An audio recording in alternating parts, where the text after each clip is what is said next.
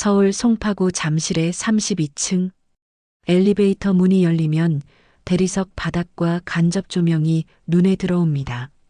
40평 신축 아파트는 최신식 인테리어로 꾸며져 있었습니다. 거실 한쪽 벽면을 가득 채운 85인치 TV, 이탈리아산 가죽 소파, 독일제 시스템 키친.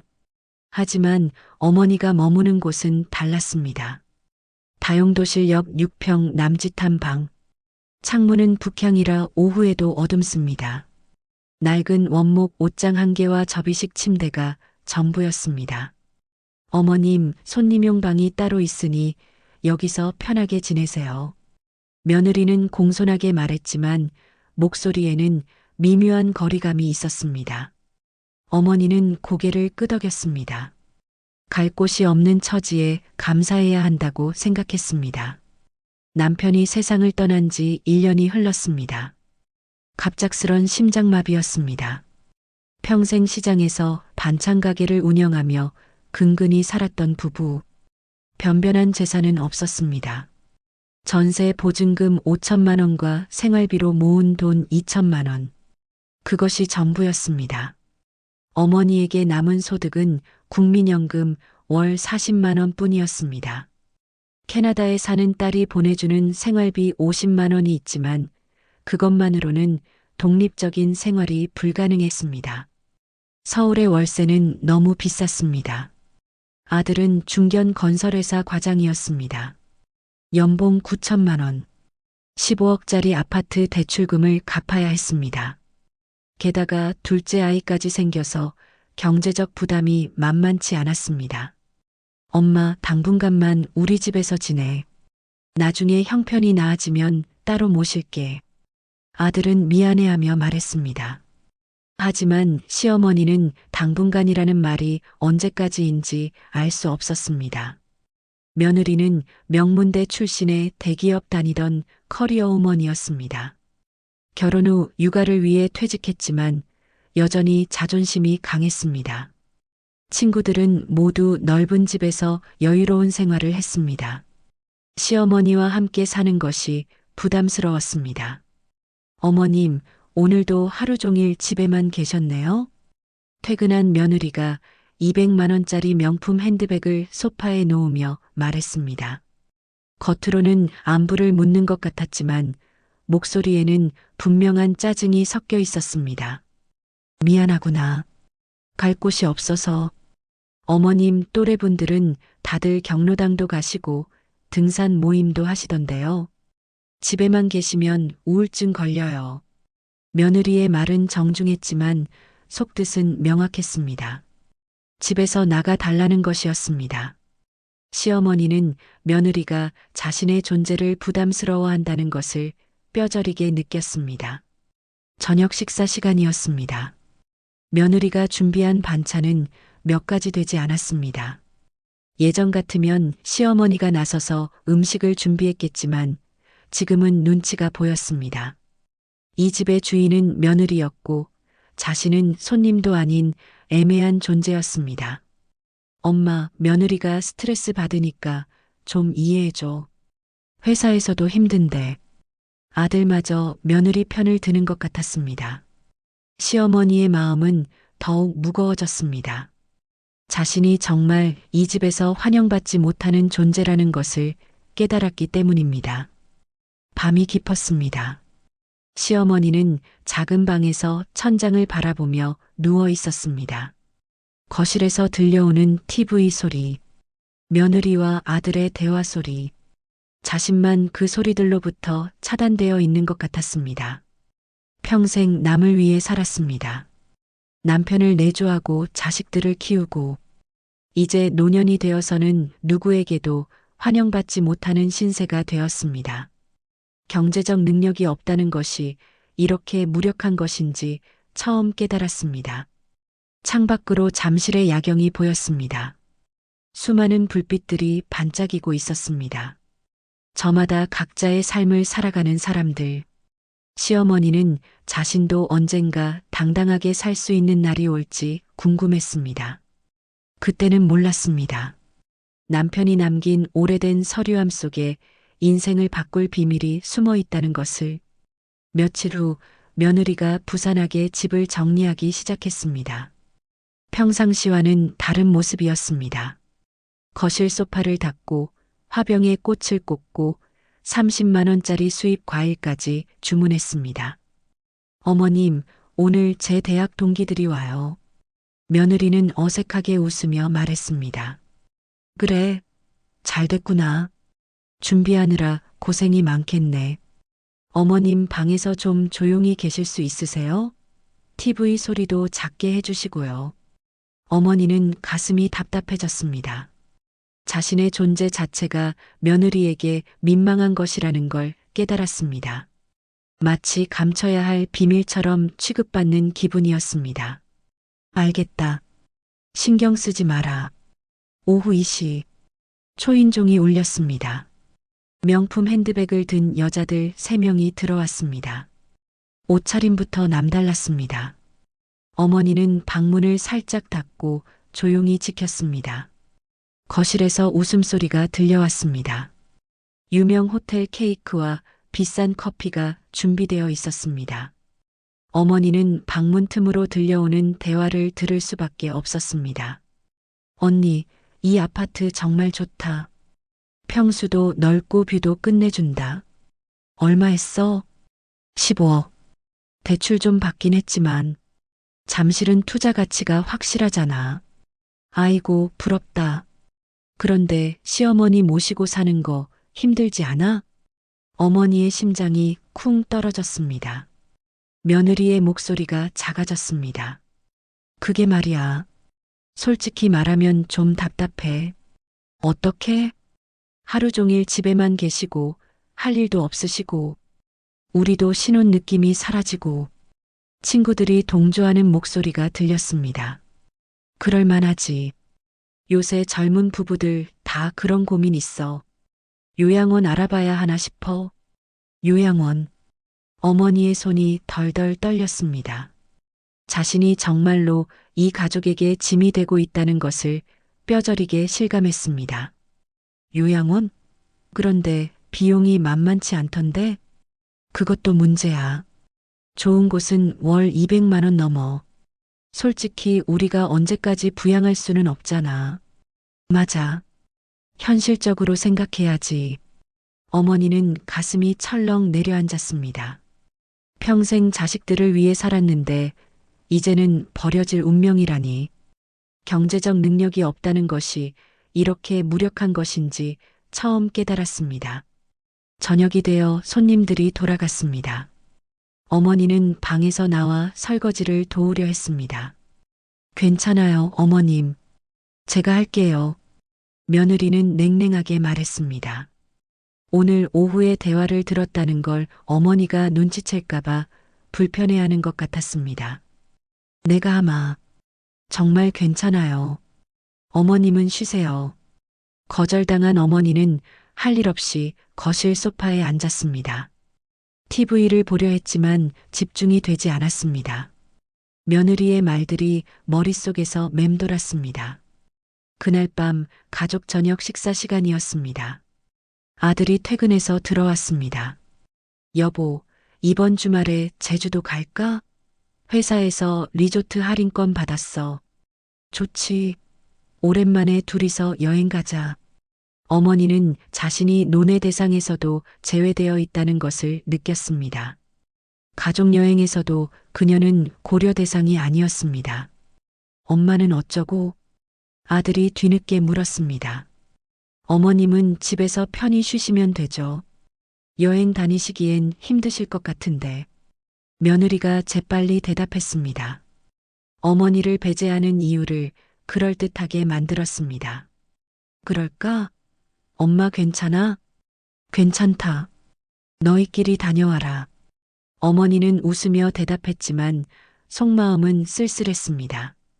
가족에서 점점 소외되어 가는 것을 느꼈습니다.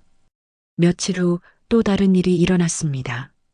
어머니가 화장실에서 나오는데 며느리가 전화 통화를 하고 있었습니다. 엄마, 정말 힘들어요. 하루 종일 집에 계시니까 제가 숨 쉴 공간이 없어요. 며느리의 친정 어머니와 통화하는 것 같았습니다. 네, 요양원도 알아보고 있어요.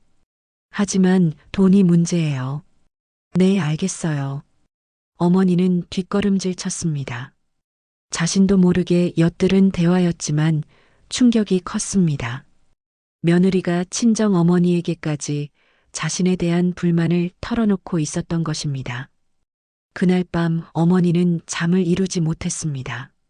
창밖으로 보이는 잠실의 야경도 예전 같지 않았습니다. 어디에도 자신의 자리는 없는 것 같았습니다. 다음 날 아침 아들에게 조심스럽게 말을 꺼냈습니다. 아들아, 엄마가 원룸이라도 얻어서 나가 살까? 엄마, 무슨 소리야? 여기가 엄마 집이야. 하지만 아들의 말은 공허하게 들렸습니다. 진심이 아닌 것 같았습니다. 어머니는 결심했습니다. 이대로는 안 되겠다고. 뭔가 변화를 만들어야 한다고. 하지만 무엇을 어떻게 해야 할지 막막했습니다. 그날 오후 어머니는 남편의 유품이 담긴 서류함을 바라봤습니다. 아직 정리하지 못한 상자들이 방 한쪽에 놓여 있었습니다. 혹시 그 안에 해답이 있을까요? 어머니는 천천히 서류함 뚜껑을 열었습니다. 일주일 후 상황은 더욱 악화되었습니다. 며느리가 감기에 걸린 둘째 아이를 돌보느라 스트레스가 극에 달했습니다. 밤잠을 설친 며느리의 얼굴은 피곤에 절어 있었습니다. 어머님, 아이가 밤새 울어서 잠을 못 잤어요. 목소리에는 짜증이 섞여 있었습니다. 어머니가 도와주겠다고 해도 거절했습니다. 괜찮아요. 제가 할게요. 하지만 며느리의 표정은 괜찮지 않았습니다. 어머니의 존재 자체가 부담스럽다는 것이 역력했습니다. 그날 오후 결정적인 사건이 일어났습니다. 며느리가 친정 어머니와 함께 근처 카페에서 만났다가 돌아왔습니다. 어머니는 우연히 현관 앞에서 둘의 대화를 들었습니다. 정말 한계예요, 엄마. 하루도 혼자 있을 시간이 없어요. 그러게 말이야. 요양원은 어떻게 된 거야? 알아보니까 괜찮은 곳은 입소되기가 6개월이에요. 그것도 월 250만 원씩. 에휴, 그럼 어쩌냐. 너희 남편 월급으론 감당 안 되겠네. 그래서 말인데요, 엄마. 저희가 이사를 생각해 봐야 할 것 같아요. 어머니의 가슴이 쿵 떨어졌습니다. 이사? 어디로? 좀 더 작은 집으로요. 그러면 어머님이 계실 공간이 없잖아요. 자연스럽게 친정어머니가 한숨을 쉬었습니다. 참 난처하네. 하지만 너희 생활이 우선이지. 현관문이 열렸습니다. 어머니는 재빨리 자신의 방으로 들어갔습니다. 온몸이 떨렸습니다. 며느리가 이사를 핑계로 자신을 내쫓으려 한다는 것을 깨달았습니다. 저녁 식사 시간 아들이 퇴근했습니다. 가족이 모여 앉았지만 분위기는 무겁기만 했습니다. 여보, 우리 집 좀 줄여볼까? 며느리가 조심스럽게 말을 꺼냈습니다. 왜? 여기 좋잖아. 아이들 교육비도 많이 들고 대출금도 부담스럽고. 아들은 고개를 끄덕였습니다. 경제적 어려움은 현실이었습니다. 그것도 그렇네. 알아봐 볼까? 어머니는 수저를 놓았습니다. 더 이상 밥을 넘길 수가 없었습니다. 엄마는 어쩌지? 아들이 뒤늦게 물었습니다. 그게 며느리가 말끝을 흐렸습니다. 나는 알아서 할 테니 걱정하지 마라. 어머니가 담담하게 말했습니다. 하지만 속마음은 절망적이었습니다. 월 90만 원의 수입으로 서울에서 독립적인 생활을 한다는 것은 불가능했습니다. 그날 밤 어머니는 잠들지 못하고 뒤척였습니다. 캐나다에 있는 딸에게 전화를 걸어볼까 생각했지만 딸도 이민 생활이 쉽지 않다는 것을 알고 있었습니다. 사위도 한국인이지만 현지 적응에 어려움을 겪고 있다고 했습니다. 다음 날 아침 어머니는 결심했습니다. 남편의 유품을 정리해서 필요 없는 것들을 정리하기로 했습니다. 혹시나 해서 찾아볼 것도 있었습니다. 남편이 가입했던 보험이나 숨겨둔 적금 같은 것들 말입니다. 오래된 나무 서류함을 열었습니다. 먼지가 풀풀 날렸습니다. 남편의 손때가 묻은 서류들이 차곡차곡 정리되어 있었습니다. 사업자 등록증, 세금 관련 서류들, 그리고 이게 뭐지? 어머니의 손이 멈췄습니다. 20년 전 날짜가 적힌 토지 매매 계약서였습니다. 경기도 화성군 어느 동네에 땅 5,000평. 매수인 란에는 남편 이름과 함께 또 다른 이름이 적혀 있었습니다. 정문수. 아, 정씨 말이구나. 남편의 절친이었던 정씨였습니다. 함께 사업도 했고 IMF 때 망해서 연락이 끊어진 그 사람. 남편은 평생 정씨에게 미안해했습니다. 공동 투자가 실패해서 정씨에게 피해를 줬다고 생각했었거든요. 어머니는 계약서를 자세히 읽어봤습니다. 분명히 50%씩 공동 소유라고 되어 있었습니다. 투자금 영수증도 있었습니다. 각자 5천만 원씩 투자해서 총 1억 원에 산 땅이었습니다. 그런데 이 땅이 지금 어떻게 됐을까? 궁금해진 어머니는 아들에게 부탁했습니다. 아들아, 이 땅이 지금 어떻게 됐는지 좀 찾아봐 줄래? 엄마, 20년 전 망한 사업 얘기를 왜 다시? 그냥 궁금해서. 아버지가 평생 후회했던 일이니까. 아들은 마지못해 인터넷으로 검색해 봤습니다. 그런데 결과는 예상과 달랐습니다. 엄마, 이거 이상한데? 화면에는 대규모 신도시 개발 지역이 표시되어 있었습니다. 아파트 단지, 대형 쇼핑몰, 지하철역까지 들어선 곳이었습니다. 여기 땅값이 평당 1,000만 원은 넘을 것 같은데? 어머니와 아들은 서로를 바라봤습니다. 그럼 우리 지분이 2,500평이니까 250억? 말도 안 되는 숫자였습니다. 하지만 더 놀라운 사실이 있었습니다. 부동산 등기부를 확인해 보니 정 씨가 전체 5,000평을 단독 소유자로 등록하고 있었던 것입니다. 이건 이상해. 아버지 지분은 어떻게 된 거지? 어머니의 손이 떨렸습니다. 20년간 숨겨져 있던 진실이 드러나는 순간이었습니다. 정 씨가 아버지를 속인 건 아닐까? 만약 이것이 사실이라면 어머니에게도 그 재산의 일부를 상속받을 권리가 있다는 뜻이었습니다. 절망적이었던 상황에 희미한 희망의 빛이 보이기 시작했습니다. 하지만 20년이나 지난 일입니다. 과연 이것을 증명할 수 있을까요? 어머니는 서류를 꽁꽁 싸서 안전한 곳에 보관했습니다. 이제 정말 중요한 선택을 해야 할 때였습니다. 어머니는 이틀 밤을 뜬 눈으로 지새웠습니다. 서류를 몇 번이고 다시 확인했습니다. 투자금 영수증, 계약서, 통장 내역까지 모든 것이 명확했습니다. 용기를 냈습니다.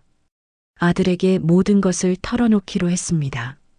아들아, 엄마가 변호사를 만나보려고 한다. 변호사요? 왜요? 이 서류들 때문에. 정말 중요한 일일 수도 있어. 아들은 처음에는 회의적이었습니다. 20년이나 지난 일이고 법적으로 어려울 거라고 생각했습니다. 하지만 어머니의 간절함을 보고 마음을 바꿨습니다. 그럼 제가 알아볼게요. 괜찮은 변호사 사무소 말이에요. 다음 주 화요일 서울 서초구의 법무법인을 찾았습니다. 50대 중반의 변호사가 서류를 꼼꼼히 검토했습니다. 30분 넘게 침묵이 계속되었습니다. 이거 정말 놀랍습니다. 변호사가 안경을 벗으며 말했습니다. 어떤 면에서요? 명백한 배임행위입니다. 공동 투자자가 상대방 몰래 단독 소유권을 등록한 것은 사기죄에 해당할 수도 있습니다. 어머니의 가슴이 뛰기 시작했습니다. 승소 가능성은 어느 정도입니까? 이 정도 증거라면 90% 이상입니다. 특히 이 계약서와 입금 증명서가 결정적이군요. 변호사는 현재 그 땅의 시세까지 확인해 줬습니다. 평당 1천만 원, 2,500평 지분으로 계산하면 250억 원이었습니다. 하지만 현실적으로는 3,050억 선에서 합의가 될 가능성이 높습니다. 소송 비용과 시간을 고려하면 말이죠. 30억? 상상도 못했던 금액이었습니다. 한 달 후 소송이 시작되었습니다. 정 씨 측에서는 시효 소멸을 주장했지만 변호사는 철저히 준비된 반박 자료를 제출했습니다. 언론에서도 관심을 보였습니다. 65세 과부, 수백억대 부자 상대로 승부수 같은 제목의 기사들이 나왔습니다. 집안 분위기도 조금씩 바뀌기 시작했습니다. 며느리는 여전히 조심스러웠지만 예전만큼 냉랭하지는 않았습니다. 어머님, 소송이 잘 되면 좋겠어요. 진심인지 아닌지는 모르겠지만 적어도 무시하지는 않았습니다. 3개월이 흘렀습니다. 정 씨 측 변호사가 만남을 제안했습니다. 합의를 논의하고 싶다는 것이었습니다. 우리 의뢰인이 20억을 제안합니다. 터무니없습니다. 최소 40억은 되어야죠. 협상이 계속되었습니다. 25억, 30억, 35억. 숫자가 오르내렸습니다. 6개월 만에 결론이 났습니다. 30억 원 합의. 추가로 향후 개발 이익의 일부도 받기로 했습니다. 소식을 들은 며느리는 완전히 놀랐습니다. 그동안 무시했던 어머니가 하루아침에 30억의 부자가 된 것입니다. 어머님, 정말 축하드려요. 목소리에는 당황스러움과 함께 새로운 존경심이 섞여 있었습니다. 그동안 제가 어머님을 제대로 모시지 못해서 죄송했어요. 어머니는 조용히 고개를 끄덕였습니다. 하지만 마음은 복잡했습니다. 돈이 생기니까 갑자기 친절해지는 며느리를 보니 씁쓸했습니다. 이제 큰 방으로 옮기세요. 제가 인테리어도 새로 해드릴게요. 고마운 마음은 알겠다. 하지만 나도 이제 내 삶을 살아봐야겠어. 어머니의 반응은 예상과 달랐습니다. 차분하고 담담했습니다. 다음 날 어머니는 부동산 중개소를 찾았습니다. 강남구 압구정동의 30평 아파트를 현금으로 계약했습니다. 10억 원이었습니다. 어머님, 그런 비싼 곳에 왜 사세요? 여기서 계속 사시면 되잖아요. 며느리가 당황하며 말렸습니다. 며느리야, 나도 이제 내가 원하는 곳에서 살고 싶구나. 그동안 참 눈치 많이 봤잖니. 어머니의 목소리에는 새로운 힘이 있었습니다. 아들도 어머니의 변화에 놀랐습니다. 엄마, 갑자기 왜 이러세요? 아들아, 돈이 있으니까 이제 당당하게 살 수 있을 것 같아. 그동안 미안했다. 무슨 말씀을. 내가 나쁜 아들은 아니야. 다만 상황이 그랬을 뿐이지. 어머니는 이해한다는 듯이 말했습니다. 하지만 독립에 대한 의지는 확고했습니다. 이사 준비를 하던 중 캐나다에 있는 딸에게서 전화가 왔습니다. 엄마, 소식 들었어요. 정말 대단하세요.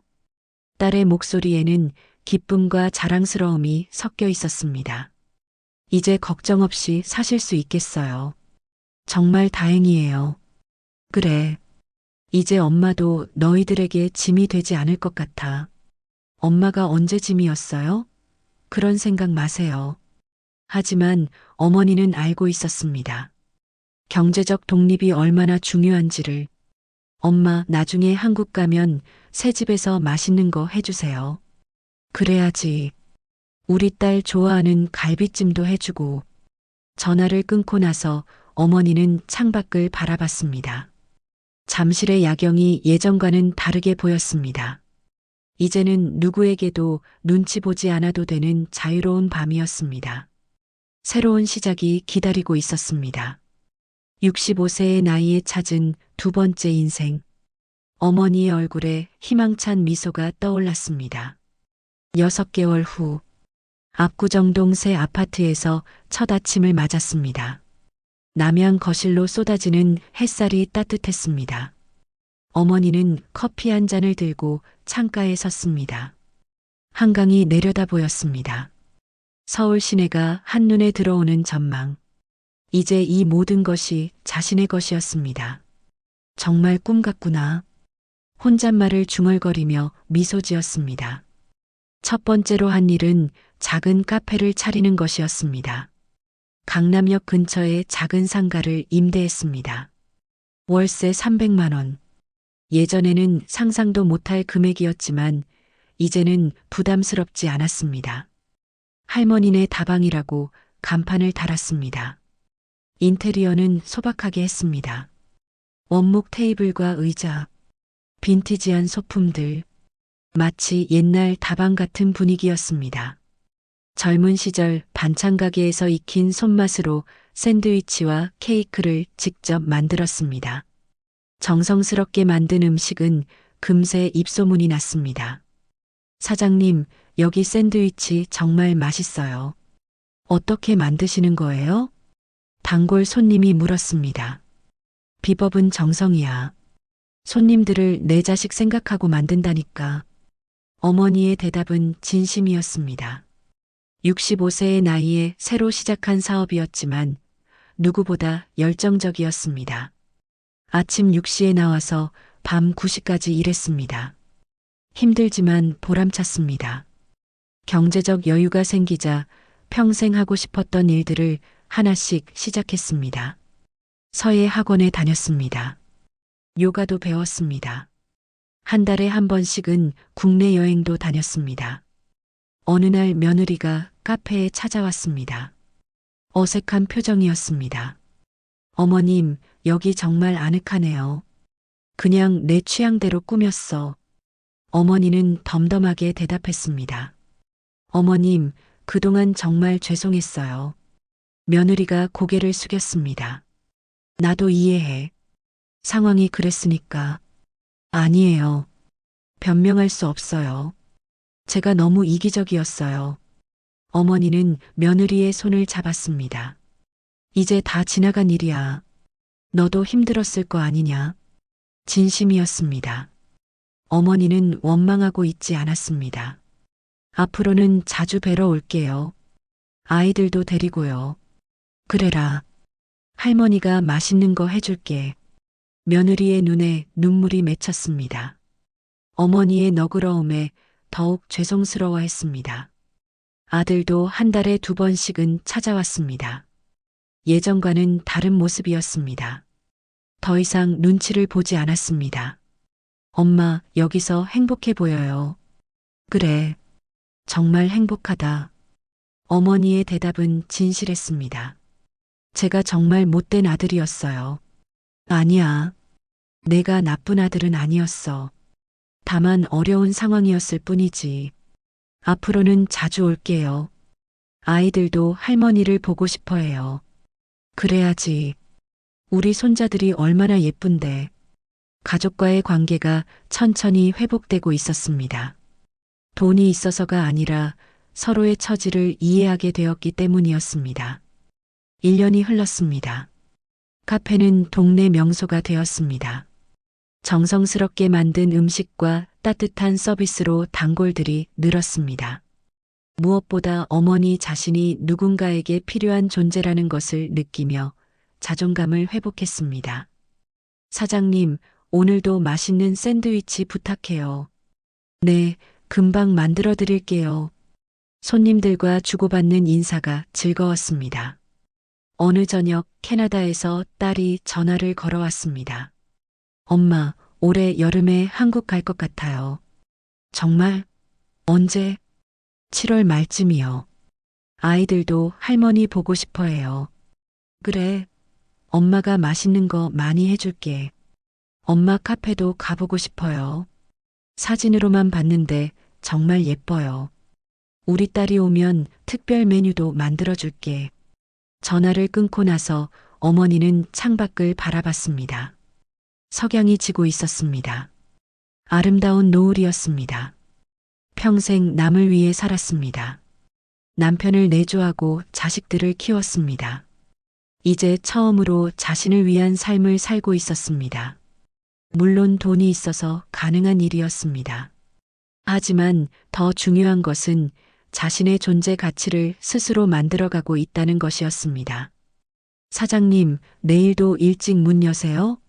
마지막 손님이 나가며 물었습니다. 물론이지. 6시 반에 문 열어요. 감사해요. 출근 전에 들를게요. 어머니는 가게 문을 닫으며 하루를 정리했습니다. 오늘도 보람찬 하루였습니다. 집으로 돌아가는 길에 동네 슈퍼에 들렀습니다. 내일 쓸 재료들을 샀습니다. 장을 보는 일조차 즐거웠습니다. 누구 눈치도 보지 않고 마음대로 살 수 있어서였습니다. 저녁을 먹고 TV를 보며 쉬었습니다. 뉴스에서는 여전히 복잡한 세상 얘기들이 나왔습니다. 하지만 어머니의 마음은 평안했습니다. 65세에 찾은 두 번째 인생. 늦었지만 진짜 자신만의 삶이었습니다. 창밖으로 서울의 야경이 보였습니다. 수많은 불빛들이 각자의 자리에서 빛나고 있었습니다. 어머니도 이제 그 불빛들 중 하나가 되었습니다. 잠자리에 들기 전 일기장을 펼쳤습니다. 최근에 시작한 습관이었습니다. 오늘도 감사한 하루였다. 내일은 또 어떤 좋은 일이 있을까? 기대가 된다. 짧은 글을 쓰고 일기장을 덮었습니다. 인생의 후반전이 이제야 진짜 시작된 것 같았습니다. 아직 꿈꿀 일들이 많이 남아 있었습니다.